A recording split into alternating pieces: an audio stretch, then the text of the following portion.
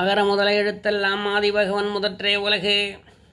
உலகம் யாவையும் தம்புள ஆக்கலும் நிலைபெறுத்தலும் நீக்கலும் நீங்களா அழகிலா விளையாட்டு உடையாரவர் தலைவர் அன்னவர்க்கே சரணங்களே. நன்மையும் செல்வமும் நாளும் நல்குமே, திண்மையும் பாவமும் சேர்ந்து தேயுமே, ஜென்மமும் மரணமும் இன்றி தீருமே, இம்மையே ராமா என்ற இரண்டெழுத்தினால்.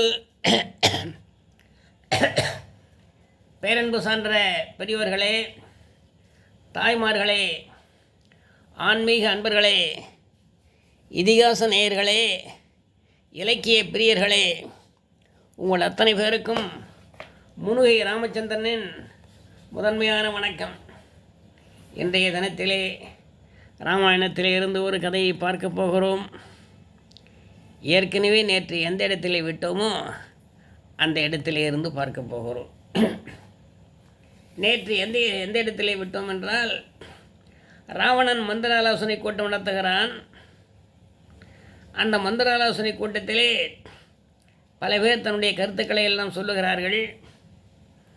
அதற்கடுத்து வேடனன் தன்னுடைய கருத்தை எடுத்து சொல்லுகிறான். வந்திருப்பவன் மனிதன் என்று நினைக்காதே, ராமனும் லக்வனும் மனிதர்கள் என்று நினைக்காதே, இவர்கள் மிகப்பெரிய கடவுள் உருவம் கடவுள் வலிமை படைத்தவர்கள், கடவுளின் அவதாரமாக வந்திருப்பவர்கள். ஆகவே மகாலட்சுமியே சீதையாக வந்திருக்கிறாள், திருமாலே ராமனாக வந்திருக்கிறான், ஆதிசேஷனே லக்வனாக வந்திருக்கிறான். ஆகவே நீ அவ்வளோ போரிடாதே. உன் தம்பிமார்களெல்லாம் எத்தனை பேர் இறந்தார்கள், கரந்துடன் திருசரனெல்லாம். ஆகவே அதையெல்லாம் நினைத்து சீதையை விட்டுவிடு என்று அறிவுரைகளை சொல்லி, கடைசியிலே இரண்யக்கதன் கதையை சொல்லி, அந்த இரண்யகசிபு என்பவன் நரசிங்கத்தினாலே எப்படி அழிக்கப்பட்டான் என்பதையெல்லாம் சொல்லி, அந்த நரசிங்க கதையை நல்ல முறையில் நவின்று பேசி முடித்துவிட்டு, ஆகவே சீதையை விட்டுவிட்டு நீ உன்னை காப்பாற்றிக்கொள் என்று சொல்லி வேடனன் அமர்ந்தான் என்கிற அளவிலோடு நேற்றைய தினத்திலே கதையை முடித்தோம். ஈது ஆகும் முன் நிகழ்ந்தது என்று உரையை நிறை செய்தான். மேதாவிகளுக்கெல்லாம் மேலான மென்மையோன், மேதாவிகளுக்கெல்லாம் மென்மையனாக விளங்கக்கூடிய அந்த வேடனன் தன்னுடைய கருத்தை அந்த மன்றத்திலே சொல்லி முடித்தான். அந்த நரசிங்கமே இப்போது ராமனாக வந்துள்ளார் என்று வேடன் ராவணனிடம் கூறி தன்னுடைய உரையை முடித்தான். உடனே உரையை முடித்து அமர்ந்த உடனே அங்கே ராவணன் ராவணன் முகத்திலே கோபம் தெரிந்தது. வேடனுடைய நல்ல அறவுரை ராவணனுக்கு கசந்தது. மூட்டியே தீயன முடுகியில் பொங்கினான், மூட்டியே தீயன முடுகி பொங்கினான். அப்படியே எரிவூட்டப்பட்ட தீ எப்படி அப்படியே வேகமாக எழுந்திருக்குமோ அதே போல பொங்கி கோபமாக சிவந்தான். யார்? ராவணன். பிரகலாதனைப் போல நீயும் திருமாலை பொழுகின்றாய். வேடனை பார்த்து சொல்கிறான், தம்பியை பார்த்து சொல்கிறான், அடிவர்கள் கூறிய தம்பியை பார்த்து சொல்கிறான். ராவணன் சொல்கிறான், பிரகலாதனைப் போல நீயும் திருமாலை பொழுகின்றாய், அவனைப் போல நான் அழிந்த பிறகு பதவி பெற எண்ணுகின்றாய். அந்த இரண்யகசிபை அழித்துவிட்டு அந்த பிரகலாதனுக்கு பட்டம் சூட்டினான். யார்? அந்த நரசிங்கமூர்த்தி. ஆகவே எனக்கு சில அறிவுரைகளை சொல்லுகிறாய். பிரகலாதனைப் போல நீயும் திருமாலை போடுகிறாய், அவனைப் போல நான் அழிந்த பிறகு பதவி பெற எண்ணுகிறாய். தந்தையை எதிர்த்த பிரகலாதனும் அண்ணனாகி எனக்கு அறிவுரை கூறிய நீயும் 2 பேரும் ஒரே இனம்தான். ஆகவே நீ இப்பொழுதே இலங்கை ஆட்சி மீது ஆசை வைத்துள்ளாய். ஆகவே என்னை விழிக்க திட்டமிட்டிருக்கிறாய். அதனால்தான் இப்படிப்பட்ட பேச்சுக்களை பேசுகிறாய் என்று அங்கே கொதித்து எழுந்தான். நன்னின மனிதர்கள் நண்பு பூண்டனை, உன்னினை அரசன் மேல் ஆசை உண்டினை.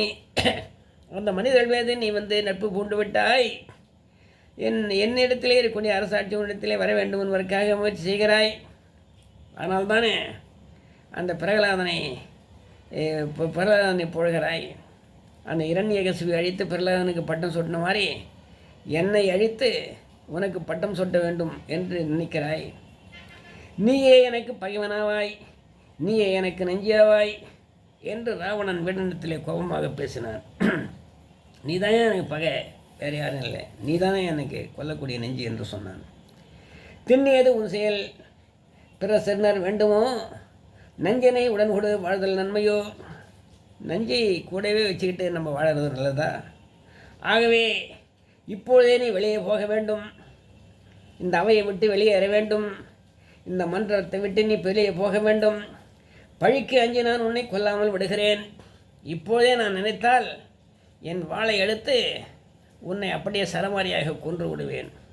ஆனால் தன் உடன் பிறந்த தம்பியை கொன்று விட்டான் ராவணன் என்று சொல்லி மிகப்பெரிய பழிச்சொல் வறுமை என்பதற்காகத்தான் இப்பொழுது உனக்கு உயிர் பிச்சை கொடுக்கிறேன். ஆகவே வாய்க்கு வந்தபடி நீ பேசுகின்றாய், நீ உடனே வெளியேற வேண்டும், இல்லாவிட்டால் உன்னை நானே கொண்டு விடுவேன் என்றான்.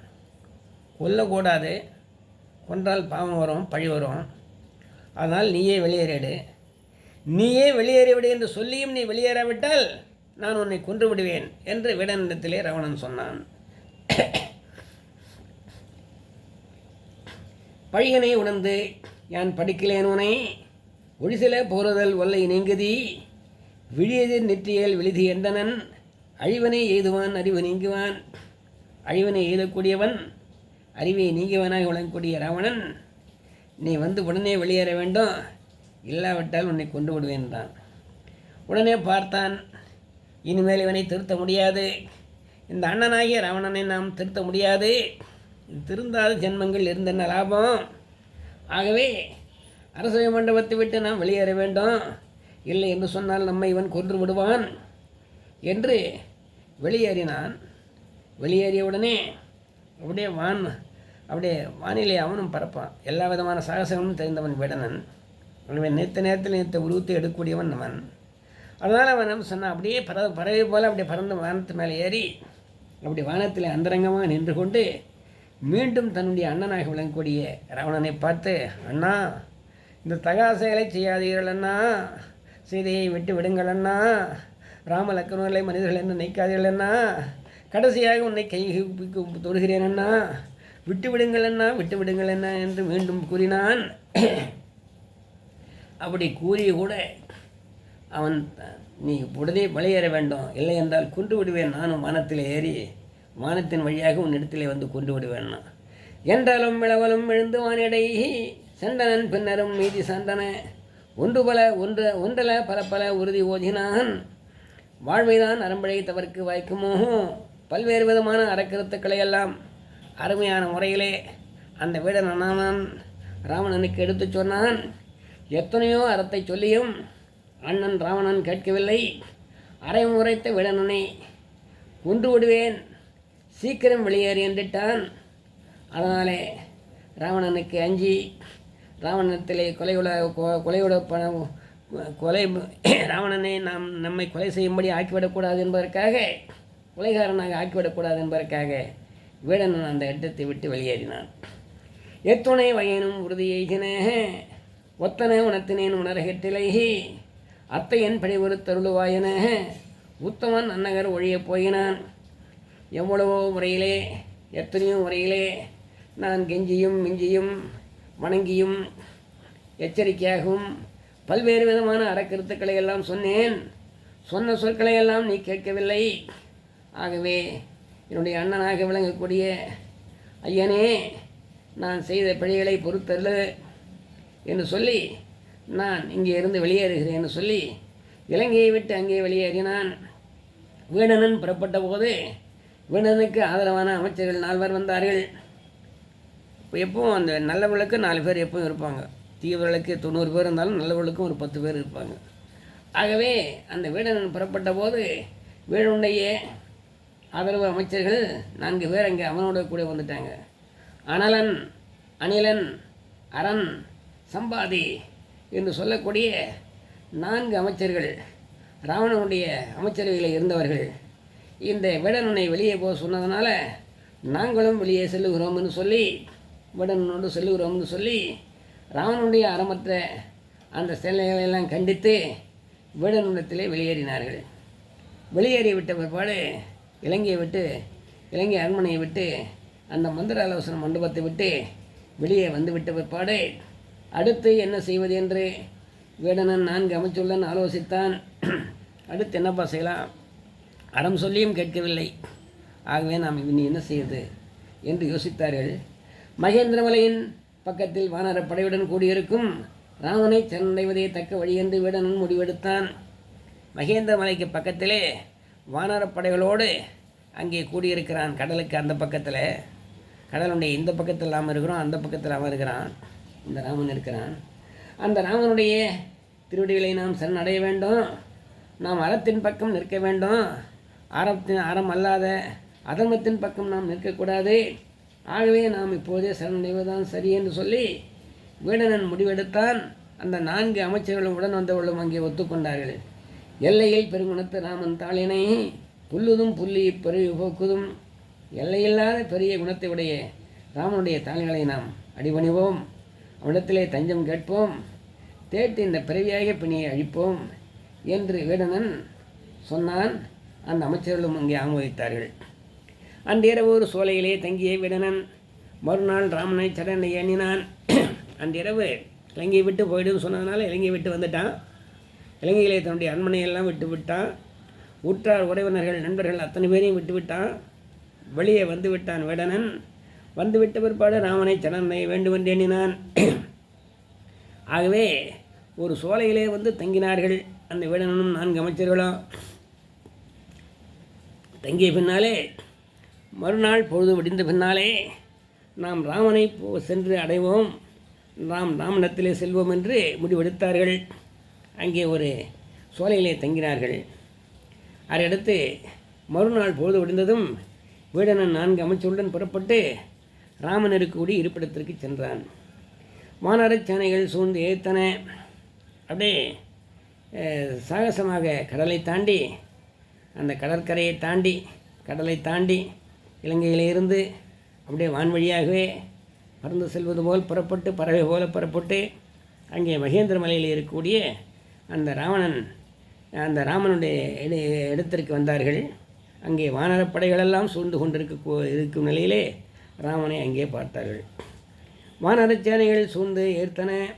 அப்போது ராமன் பக்கத்தில் இருந்த வானரச் சேனைகள்லாம் இந்த வீடனனையும் வீடனோடு வந்த 4 அமைச்சர்களையும் பார்த்து அங்கே எதிர்க்க ஆரம்பித்தன. அப்போது அனுமனே மைந்தன் துமிந்தன் என்னும் 2 வானர வீரர்களை அனுப்பினான் வீடனிடத்திலே. அனுமன் என்ன பண்ணான், 2 வானர வீரர்களை அனுப்பினான். ஏன்னா இவர்கள் நம்மிடத்திலே சண்டைய வருகிறார்கள். இவருடைய முகத்தை பார்த்து, அந்த உருவ அமைப்பை பார்த்து, சாமுத்திரிகா லட்சணத்தை பார்த்து இவர்கள் நல்லவர்களா கெட்டவர்களா என்பதை ஆராய்ந்து எனக்கு ஒரு அறிக்கை தர வேண்டும் என்று அனுமன் அங்கே மைந்தன் துமிந்தன் என்று சொல்லக்கூடிய 2 வானர வீரர்களுக்கு அனுப்பினான். அந்த 2 வானர வீரர்களும் இடத்திலே வந்தார்கள். அந்த மைந்தன் துமிந்தன் என்று சொல்லக்கூடிய 2 பேரும் வீரனை கண்டார்கள். அவர்களோடு வந்த அமைச்சர் பெருமக்களை கண்டார்கள். அவருடைய சாமுத்திரிக லட்சணத்தை கண்டார்கள். அவருடைய குண இயல்புகளை எல்லாம் கண்டார்கள். கண்ட பிற்பாடு அந்த இருவரும் வீடனனையும் அவனோடு வந்த 4 அமைச்சர்களையும் பார்த்து பேசினார்கள். முகக்குறியை பார்த்து இவர்கள் வஞ்சக குணம் கொண்டவர்கள் அல்ல என்று உணர்ந்தார்கள். வீடனன், நாங்கள் ராமனிடம் சரண்டைய வந்துள்ளோம் என்றனர். ராவணனின் துரோகத்திற்கு துணை போகாமல் சரண்டைய வந்துள்ளோம் என்று வீடனும் மற்றும் 4 அமைச்சர்களும் அந்த மைந்தன் துமிந்தன் என்று சொல்லக்கூடிய 2 வானர வேடத்திலே சொன்னார்கள். இந்த செய்தியை கேட்டு மைந்தனும் துமிந்தனும் இந்த வீடனோடு வந்துள்ள 4 நல்லவர்களே தான், அவர்கள் கெட்டவர்கள் அல்ல. அவர்களுடைய முகக்குறிப்பை பார்த்தேன், அவர்களோடு பேசி பார்த்தேன், அவர்களோடு சில கேள்விகளை கேட்டு பார்த்தேன். இதெல்லாம் பார்த்த பிற்பாடு இவர்கள் நல்லவர்கள் என்று நான் உணர்ந்து கொண்டேன். ஆகவே இவர்கள் 4 பேரையும் நம் பக்கம் சேர்த்து கொள்ளலாம், நாம் அவர்களை ஏற்றுக்கொள்ளலாம் என்று அந்த மைந்தன் துமிந்தன் என்று சொல்லக்கூடிய 2 பேரும் ராவணத்திலே வந்து தன்னுடைய கருத்தை சொன்னார்கள். சொன்ன உடனே அந்த வீடனையோடு வந்து 4 இருக்கலாமா வேண்டாமா என்று ராமன் ஆலோசித்தான். சரி, சாமுத்திரிக லட்சணத்தை கண்டுவரெல்லாம் நல்லவர்கள்னு சொல்லிட்டாங்க. ஆக அந்த வீடனையும் 4 அமைச்சர்களையும் நாம் ஏற்கலாமா வேண்டாமா என்று ஒரு கருத்தை ஒவ்வொருவரையும் கேட்டுக்கொள்ளலாமே என்று சொல்லி ராமபிரான் என்ன செய்தார், சுக்ரீவா உன்னுடைய கருத்து என்ன என்றார். சுக்ரீவன் பார்த்தான். இது நாள் வரை ராமனோடு இருந்துவிட்டு இப்போது போர் வரும்போது வறுமைவனை ஏற்கக்கூடாது என்று சொன்னான். ராவணன் எவ்வளோ பெரிய அழிவு செய்தவன், கெடுதல் செய்தவன், ஆக பழி பகை பாவம் அச்சம் எதற்கும் அஞ்சாதவன், அப்படிப்பட்டவனாக இருக்கக்கூடியவன் பக்கத்தில் இது நாள் வரை இருந்துவிட்டு இப்பொழுது கடைசி நேரத்தில் வருகிறான்னு சொன்னால் இவனை நம்பக்கூடாதுன்னு. சரி, அடுத்து என்ன சொன்னால், மானாக வந்த மாரீசனை போல அடிவர் போல வந்திருக்கும் இவன் செயல் போலியே என்றான் சுக்ரீவன். மானாக ஒருத்தன் வந்தான், கடைசியில் மாயமானானா அந்த மாரீசன். கடைசியில் உன்னுடைய குரலில் பேசி ராமா லக்ஷ்மணா வயம் சீதாவயம்னு சொன்னான். கடைசியில் என்ன நிலைமையானது? இப்படி மானாக வந்து பிரிந்து சென்றபோது உடனே சாமியாரிடத்தில் வந்த ராவணன் அந்த சீதையை கடத்திட்டு போயிட்டான். ஆகவே இவர்களையும் நல்லவர்கள் என்று நாம் நம்ப முடியாது. ஆகவே தம்முனை துறந்தது தரும நீதியோகோ செம்மையில் நரக்கரில் யாவர் சேரியோர். தன்னுடைய அண்ணனாக விளங்கக்கூடிய ராவணனை விட்டு இப்போது வந்திருக்கிறான்.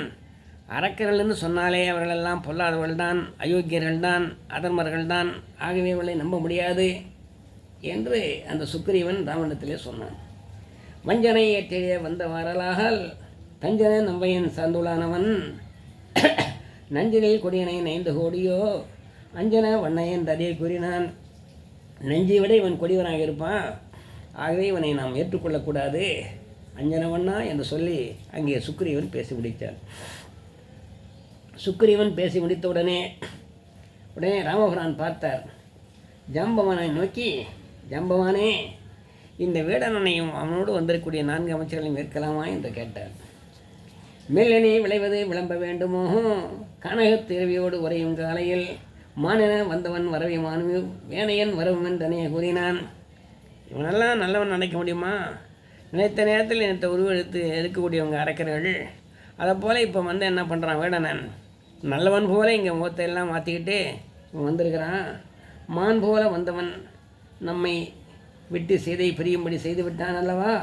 அதே போல் அவனுடைய வரவும் நல்ல வரவு அல்ல. ஆகவே இது தீய வரவுதான் என்று சொல்லி ஜாம்பவானும் பேசி முடித்தான். தன்னை நாயகன் அடுத்து தானே நாயகனாக விளங்கக்கூடிய நிலனை பார்த்து, நிலனே, உன்னுடைய கருத்து என்ன என்று ராமபிரான் கேட்டார். காலமே நோக்கினும் கற்ற நூல்களின் மூலமே நோக்கினும் முறிந்து போந்தவன் சீலமே நோக்கினும் தெரிந்து தெரிவதற்கு ஏழுமே என்றெடுத்தனையே கூறினான். எப்படிப்பட்ட பாட்டாலும் சரி, இவன் வந்திருக்கக்கூடிய காலத்தை பார்த்து நோக்கினாலும், இவன் கற்ற நூல்களின் மூலமே நோக்கினாலும், முனிந்து போந்தவன் சீலமே நோக்கினாலும், ஆக இவன் எந்த விதத்திலும் ஏற்பது சிறப்பு அல்ல. இவன் வந்த காலத்தை ஆராய்ந்து பார்த்தால் இவ்வளவு காலம் தங்கிட்டு இந்த நேரத்தில் வந்துகிறான். கற்ற நூல்களின் மூலம் எண்ணி பார்த்தாலும் தன் அண்ணனை வெறுத்து வந்தவனது ஒழுக்கத்தை நாம் பார்த்தாலும் இந்த வேடனனை ஏற்கலாகாது என்று நேரன் கூறினான். மற்றும் அங்கே அவையில் உள்ள சிலரிடம் ராமன் சில கருத்துக்களை கேட்டான். கேட்டபோது பகைவனான ராவணன் தம்பியை ஏற்கக்கூடாது என்று கூறினார்கள். ராமன் கடைசியாக என்ன பண்ணால், கடைசியாக அனுமனை பார்த்து அப்படி குறிப்பினால, என்னப்பா எல்லோரும் தன்னுடைய கருத்தை சொல்லிவிட்டார்கள், அனுமனே நீயும் இந்த அவையில் எழுந்து உன்னுடைய கருத்துக்களை சொல்ல வேண்டும் என்று ராமபிரான் கேட்டார். இந்த வேடனனை ஏற்கலாமா கூடாதா என்று ராமன் கேட்ட கேள்விக்கு அனுமன் பதில் உரைத்தான். தீயனின் திவனையா நயத்தல் செய்கிறேன். இந்த வேடனனை நான் தீயவன் என்று நான் முடிவு செய்ய மாட்டேன். வேடனன் நல்லவன் என்று அனுமன் கூறினான். ஏன் நான் கூறுகிறேன் என்று சொன்னால், வேடனை நான் இலங்கையிலே பார்த்தேன், வேடனுடைய வீட்டை பார்த்தேன், வேடனுடைய அரண்மனையை பார்த்தேன், வேடனுடைய மனைவி மக்களை பார்த்தேன், வேடனுடைய மனைவி மகளாக விளங்கக்கூடிய திருசடையும் பார்த்தேன். அவன் நல்லவனாகத்தான் காட்சியளித்து கொண்டிருக்கிறான். வேடன் நல்ல வாலியின் தம்பி சுக்ரீவன் உன்னை சரணடைந்தது போல ராவணின் தம்பி வேடன் உன்னை சரணைய வந்திருக்கிறான். வாலி கெட்டவன் தான், ஆனால் வாலியினுடைய தம்பி சுக்ரீவன் உன்னை சண்டைய வந்தபோது அவன் வாலி கெட்டவனாச்சே, வாலி அடுத்தவனுடைய மனைவி அபகரிச்சனாச்சே என்றெல்லாம் நினைத்தாயா? வாலியுடைய தம்பி என்றான் நினைத்தாய், அவனுக்கு அடைக்கலம் கொடுக்க வேண்டும் என்று கொடுத்தாய் அல்லவா? அதே போல இப்பொழுது வந்திருப்பவன் ராவணனுடைய தம்பியாக இருந்தாலும் ராவணன் பழிபவங்களுக்கு அஞ்சாதவன். அப்படிப்பட்டவனுடைய தம்பி வந்திருக்கிறானே என்று நீ அஞ்ச வேண்டாம். அவனை நீ சண்டைய வந்திருக்கிறான், அவனை நீ ஏற்றுக்கொள்ள வேண்டியது உன்னுடைய கடமை. ஏன் என்று சொல்லுகிறான் என்று சொன்னால், சீதையை நான் தேடுவதற்காக சென்றேன் இலங்கையிலே. அப்போது இந்திர தோண்டிய பிரம்மாஸ்திரத்தினாலே கட்டப்பட்டு ராவணன் மலைக்கு நான் இழுத்துச் செல்லப்பட்ட போது ராவணன் என்னை கொல்ல ஆணையிட்டான். ராவணன் என்னை பார்த்து கொல்லுக இவனை என்று சொல்லி ஆணையிட்டான். அப்பொழுது என்ன செய்தான் தெரியுமா? இந்த வேடனன் ராவணனுடைய தம்பியாக இருந்தாலும் ராவணனைப் போல அங்கே ராவணனைப் போல பக்க மேளம் தட்டாமல் அவன் என்ன செய்தான்? தூதரை கொல்லக்கூடாது, மாதரை கொன்றாலும் கொல்லலாம், தூதரை கொல்லக்கூடாது என்று நீதி சாஸ்திரங்கள் எல்லாம் சொல்லி கொண்டிருக்கிறது. ஒரு பெண்ணை கூட கொண்டு வரலாம்பா, ஆனால் தூது வந்தவனை கொல்லக்கூடாது என்று சொல்லி நீதி சாஸ்திரங்கள் சொல்லுகிறது. மாதரை கொன்றாலும் கொல்லலாம், தூதரை கொல்லக்கூடாது என்று நீதி சாஸ்திரம் சொல்லுகிறது. சீதையை தேடும் பொருட்டு பல மாளிகைக்கு நான் காட்டு வடிவிலே புகுந்து பார்த்தேன். வேடனன் மாளிகை எப்படி இருந்தது தெரியுமா? அந்தணருடைய மாளிகை போல் இருந்தது. அந்தணர் மனையென பொலிந்த ராமரோகோ. வேடனன் மகள் திருசடை சீதையின் உயிர் தோழியாக இருந்து ஆறுதலும் தேர்தலும் கூறிக்கொண்டிருக்கிறாள். ராவணன் உன்னை தொடமாட்டான், நீ அஞ்சாதே சீதையே. அப்படி அவன் தொட்டு விட்டானேயானால் அவனுடைய தலையான சுக்குநூறு ஆகிவிடும் என்று பிரம்மா அவனுக்கு ஒரு சாபம் கொடுத்திருக்கிறார். ஆகவே அந்த உயிருக்கு பயந்து அவன் உன்னை தொடமாட்டான். உன்னுடைய இசைவு இல்லாமல் எந்த பெண்ணை தொட்டாலும் உன்னுடைய தலை சுக்குநூறு ஆகிவிடும் சொல்லியிருக்கிறார் பிரம்மா. ஆகவே உன்னுடைய இசைவை பெறத்தான் விரும்புவானே தவிர உன்னுடைய இசைவு இல்லாமல் தொடமாட்டான் என்று ஆறுதலும் தேர்தலும் சொல்லி அந்த சீதாவராட்டை காப்பாற்றி கொண்டிருப்பவள் இந்த வீடனுடைய மகள் திருசடைதான். ஆகவே ஆதலால் இவன் வரவு நல்வரவாகவே என்று உணர்ந்தேன். ஆதலால் இந்த வீடனுடைய வரவு நல்வரவே தவிர கெடுதலான வரவு கிடையாது என்று அனுமன் அங்கே பேசி முடித்தான். இதை ராமன் கேட்டான். அனுமன் பேசியவன் ராமன் கூட்டத்தில் இருப்பவர்களை நோக்கி பேசினான். அதாவது சரணென்று வந்து விட்டான்பா, சரணடைந்தவனுக்கு நாம் அடைக்கலம் கொடுக்க வேண்டும். நம்முடைய காலத்திலே இந்த சூரிய குலத்திலே வந்தவன் ஒரு அரசன், அவன் பேர் சிவி சக்கரவர்த்தி. அந்த சிவி சக்கரவர்த்தி என்ன செய்தான்? தண்டத்திலே ஓடி வந்து விழுந்த ஒரு புறாவுக்காக, அந்த புறாவை துரைத்து வந்த புறாவுக்காக அடைக்கலம் கொடுத்தான். அந்த புறாவை துரைத்து வந்த அந்த கருடன் கேட்டது, அந்த பருந்து கேட்டது, என்னுடைய இறையை நீ கொடுத்து விட வேண்டும் என்று சொல்லி, ஆனாலும் அங்கே அடைக்கலம் கொடுத்து விட்ட காரணத்தினால் நான் இந்த புறாவை கொடுக்க மாட்டேன் என்று சொன்னபோது, நான் துரத்தி வந்த என்னுடைய இறையை நீ கொடுக்காவிட்டால் அதற்கு வேறு ஒரு சன்மானமாக வேறு ஒரு இறைச்சியை தர வேண்டும் என்று கேட்டது அந்த பருந்து. அப்பொழுது என்ன தர வேண்டும் என்று சிவச்சக்கரவர்த்தி கேட்டார். உன்னுடைய தொடை சதையை அறிந்து அந்த புறாவுடைய இடைக்கடை தர வேண்டும் என்று சொன்னபோது அப்படியே வாய்மை மாறாமல் தொடை சதையை அறிந்து வைத்தான் அந்த புறாவுடைய இடைக்கடையாக. அப்படிப்பட்டவன் ஒரு புறாவுக்காக அபயம் என்று வந்த புறாவுக்காக வாழ்வு கொடுத்தவன் சிவி சக்கரவர்த்தி. அந்த வழியிலே வந்தவர்கள் நாம். ஆகவே நாமும் அபயம் என்று வந்தவர்களுக்கு அபயம் தர வேண்டும். ஆழகாலவிடம் பார்க்கடலிலே வந்தபோது தேவர்கள் சிவனை அணுகினார்கள். அடைக்கலம் அபயம் என்று கேட்டார்கள். அப்போது என்ன செய்தார்? சிவபெருமான் அங்கே வேகமாக வந்தார். அவர் அழிக்கும் கடவுளாக விளங்கக்கூடிய சிவபெருமான் அந்த நஞ்சினுடைய வேகத்தை அடக்க வேண்டும் என்பதற்காக அந்த நஞ்சினையே தன்னுடைய வாயிலே உண்டுவிட்டு அந்த தேவர்களை எல்லாம் காத்தார். ஆக அடைக்கலம் என்று வந்த தேவர்களை சிவபெருமான் காத்தார். அதே போல் நாம் இம்மனை காப்பதுதான் நல்லது. அது மட்டுமல்ல, மார்க்கண்டேயன் என்று சொல்லுவன் இருந்தான். முனிகொண்டு முனிவருடைய மகனாக விளங்கினான். அவன் என்ன செய்தான்? அவனுக்கு பாசவலை பேசப்பட்டது யமனாலே. அப்போது அடைக்கலம் என்று சொல்லி அந்த சிவலிங்கத்தை கட்டிப்பிடித்து விட்டான் அந்த மார்க்கண்டேயன். உடனே அடைக்கலம் தந்தவனை காப்பாற்றுவது கடமை என்று சொல்லி சிவன் என்ன செய்தார்? 16 வயதிலே இவனுக்கு மானமின்றி இருப்பதனாலே இவனுக்கு என்றும் 16 தாண்டாது என்ற அளவுக்கு ஒரு வரத்தை அங்கே கொடுத்து அந்த யமனத்திலே இருந்து காற்றார். அது மட்டுமல்ல, கஜேந்திரன் என்று சொல்லக்கூடிய ஒரு யானையானது குளத்திலே தண்ணீர் குடிக்க இறங்கிய போது ஒரு முதலினுடைய வாயிலே கால் அகப்பட்டு கொண்டது. அந்த நேரத்திலே ஆதிமூலமே என்று அழைத்தது. ஆதிமூலமே என்று அழைத்த அந்த கஜேந்திரன் யானைக்காக உடனே திருமால் சக்கராயத்தை அனுப்பி அந்த முதலினுடைய கழுத்தை அறுத்தார். ஆக அடைக்கலம் என்று சொல்லவர்களுக்கு அடைக்கலம் தருவதுதான் சிறப்பு. ஆகவே சீதைக்கு அடைக்கலம் தந்தான் ஜடாயு. ஜடாயு என்ன செய்தார்? சீதைக்கு அடைக்கலம் தந்து தன்னுடைய உயிரையே விட்டார் ராவணத்திலே போராடி. ஆகவே வேடனும் நம்மிடத்திலே அடைக்கலம் என்று வந்திருக்கிறான். ஆகவே சுக்ரீவா அவனை பார்த்து நல்லவன் என்கின்ற சான்றிதழை அனுமன் கொடுத்திருக்கிற காரணத்தினால் நீயே போய் அந்த வேடனையும் வேடனோடு வந்திருக்கக்கூடிய 4 அமைச்சர்களையும் அழைத்து கொண்டு வா. என்று சொல்லி அனுப்பினான். உய்யனிற் கவயம் என்றான்.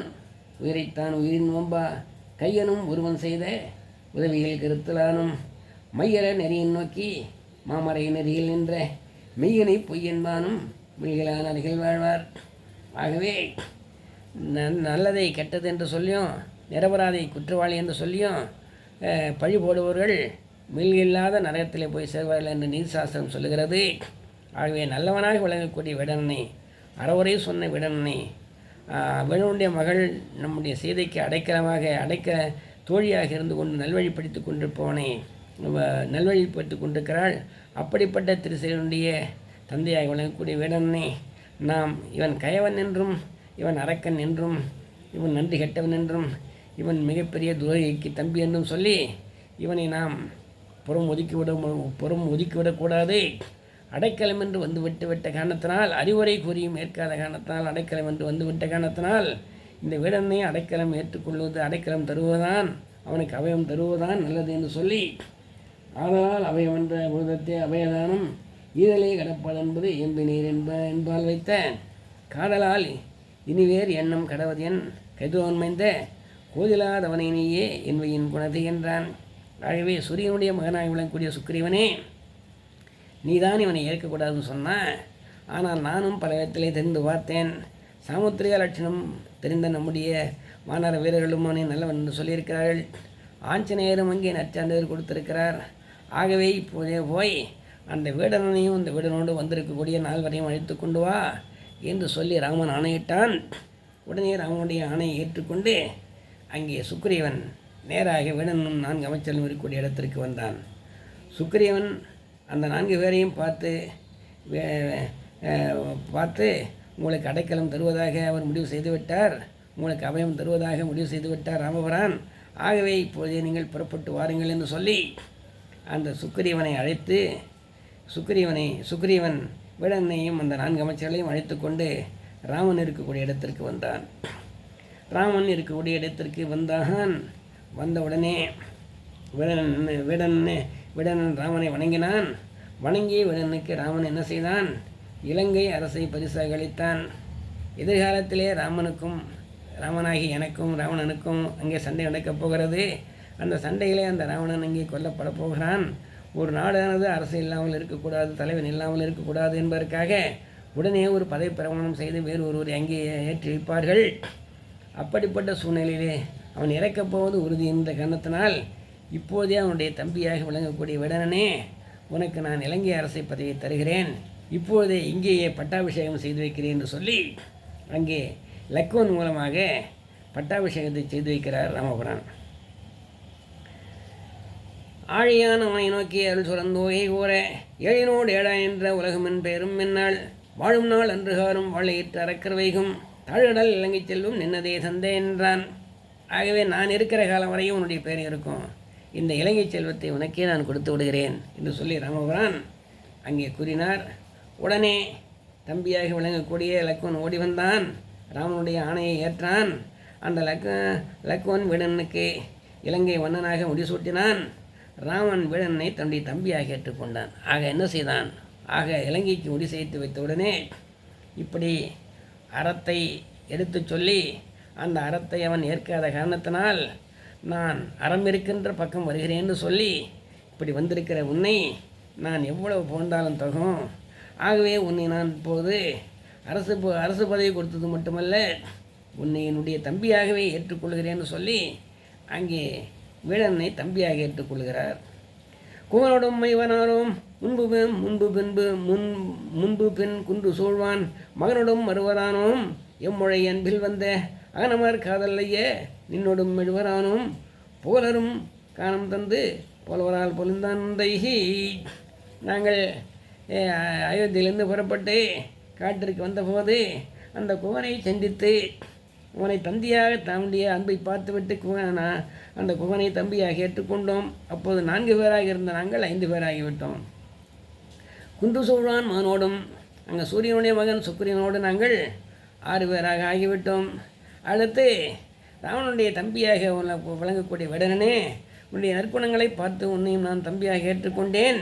என்னுடைய தந்தையாக விளங்கக்கூடிய தசராமாக சக்கரவர்த்திக்கு நாங்கள் 4 பிள்ளைகளாகத்தான் இருந்தோம்.